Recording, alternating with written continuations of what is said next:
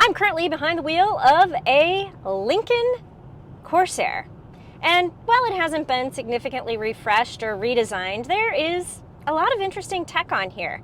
So what I want to do in this video is just kind of walk through some of it, from the BlueCruise 1.2 system to the screenage situation to the really comfortable seats. So I'm Jill Ciminillo, and let's take a closer look at this week's Car du Jour. All right, so we are just going to dive right into the look at the exterior of the Lincoln Corsair. And I will point out that this is the PHEV model, so it does have some of the blue badging, and then you have the plug-in port right here. I will say it's been a few years since this has had a complete refresh. So the other thing that you are going to notice is that this is not as upscale as the new Nautilus is going to be. And where you are really going to see that is probably back here, because there aren't as many nice finishing touches or upscale pieces and trimmings that you might expect in a luxury quality vehicle. So the first thing I'm going to point out is you don't have any bright work right here. So this is kind of a plasticky material, and they could have finished this off a little bit better, you know, with a chromey accent, or, you know, even this could have been better done. You do have a spare tire under here instead of just an inflator kit, so I'll say thank you for that. But the other big thing that you don't have going on back here is going to be a cargo cover, and unless they left this out of my test vehicle, and I don't know why they would do that, that is a big miss for a vehicle at this price point. Because I was in the city and I had driven from Indianapolis, and I was parking downtown and going to see my in-laws downtown Chicago, and I had to take my luggage in. I had, as you can see, I had my luggage back here. I had to take it in because I wasn't going to leave it back here with an open back. And this rear hatch isn't shaded enough or tinted enough. Like, you could see my luggage back here. And sorry for the dirt. All right, so the other thing you will notice is the interior, again, is not going to be as high-tech, tech-forward, or as luxurious as the Nautilus, though this is really well done and really nice. You do have the panoramic roof, and you have a couple of really large screens here that are also nice and well done, but it's not going to be the same thing as the large screen that goes all the way across in the Nautilus. You have the like swirling stars going on.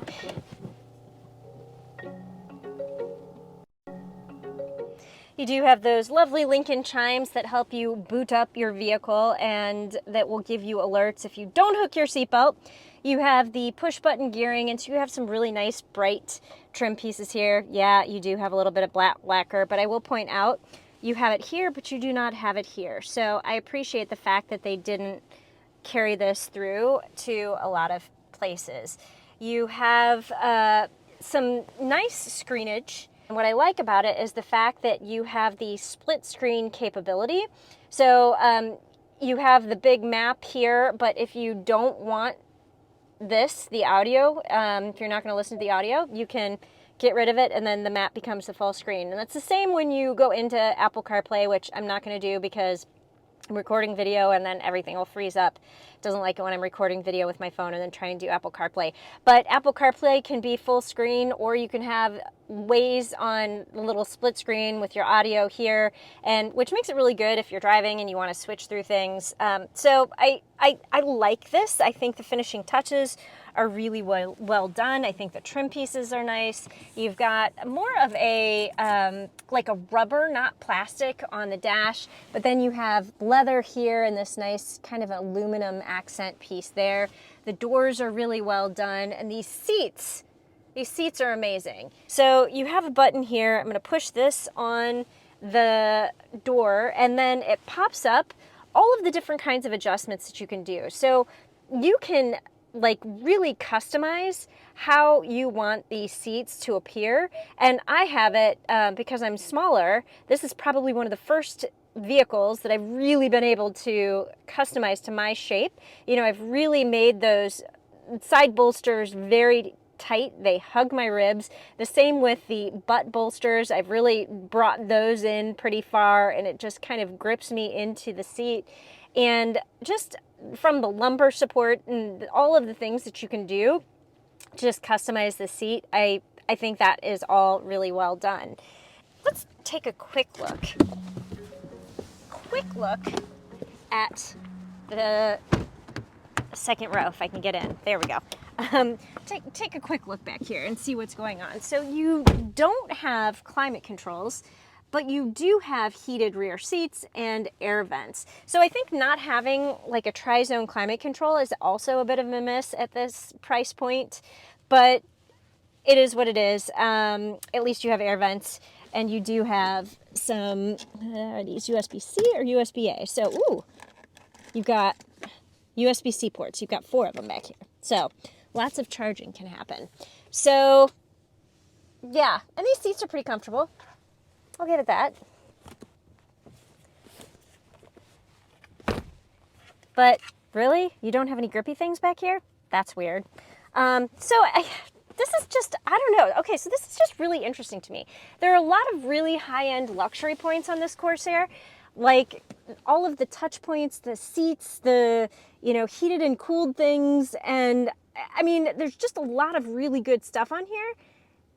And then you don't have climate controls, and you don't have grippers in the cup holders, and you don't have the cargo cover or the bright work in the cargo area. So a really interesting juxtaposition between some really high-end luxury features and some not luxury features. All right, I'll be honest with you, I did not like BlueCruise previously because I felt like it would kind of bobble you between the lane lines, and it felt a little bit herky-jerky to me.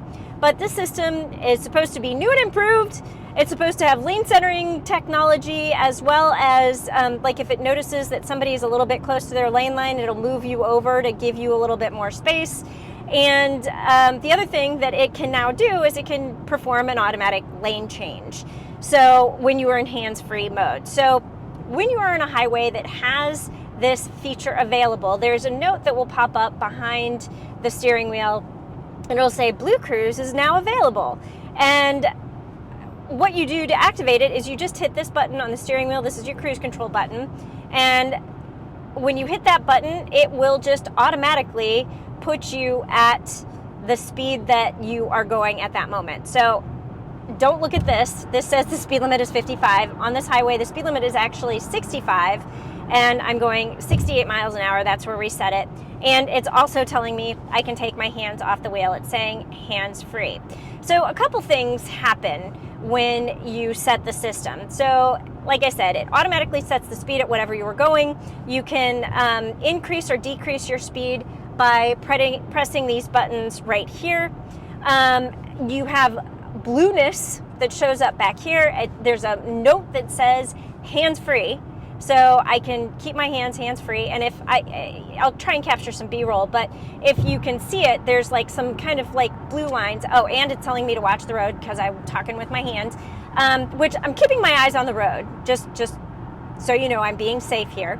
But there's some wavy lines there. There's a camera right here that is watching my face. So when I was talking with my hands, it noticed that I was kind of going like this, and it's just saying, ding, ding, watch the road. So if I look at the navigation for too long, if I'm, looking out my side mirror, my rear view, if it notices that I'm not looking at the road for a period of time, it's going to tell me to put my eyes back on the road. So as you can see, I'm rounding a little bit of a corner right now. It is doing all of the steering. It is doing all of the speed modulation. It is doing everything. Now, there are a couple of things that I should point out here. So let's institute another lane change. So you can do a hard press down to keep the turn signal on, or you can do a soft press. Well, that wasn't a soft press. Let me soft press. And so now it's changing the lane, and as soon as I am in the lane, it turns off my blinker for me. So if I do the hard press, when I get into this lane, the blinker would still be on, and then I have to turn it off. So if I just do the little soft press, then it just automatically turns it off. So Now, the other thing that I'm going to tell you, and this is just going to be for a short little stint here, I'm going to go ahead and take the BlueCruise up to 80. This system only operates hands-free up to 80 miles per hour. So as soon as I would get up to 80, and I have it set at 80, it would be fine. But if I tried to set this at 81 miles per hour and then this went up to 81 miles per hour, it would tell me to take control of the wheel. Now, it would still do adaptive cruise control, and that is the speed modulation, but it would no longer allow me to stay hands-free. I'm picking up speed. I just hit 81 miles an hour, and it's still telling me hands-free.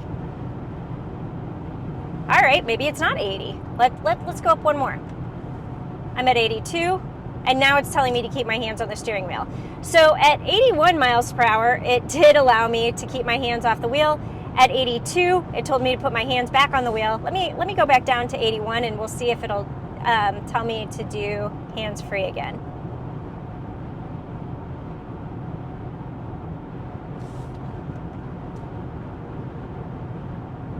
Took it back down to 80.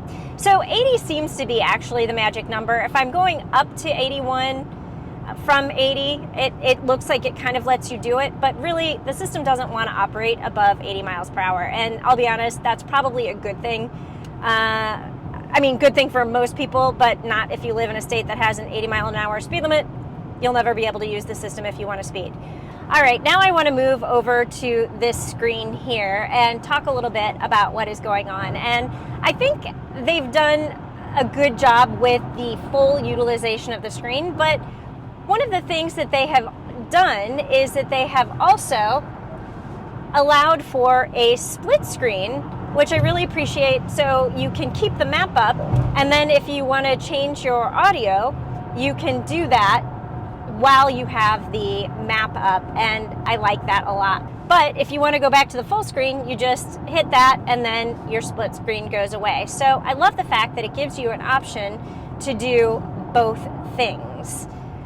And it's the same with Apple CarPlay. I'm not going to bring Apple CarPlay up right now because I'm recording, and as soon as I bring up Apple CarPlay, this stops working. One of the things that I don't like so much is the fact that I feel like this is a little bit confusing. So you hit the Lincoln button and you get this home screen, but if you want some of the more features, hazard reported ahead, well, like your charge settings or your power flow, then you have to hit that and then go into your features over there. And it just seems like when you hit this Lincoln button, that should bring up all of the things like the map, and I don't know. It just seemed like there was a tap going on that was a little bit weird.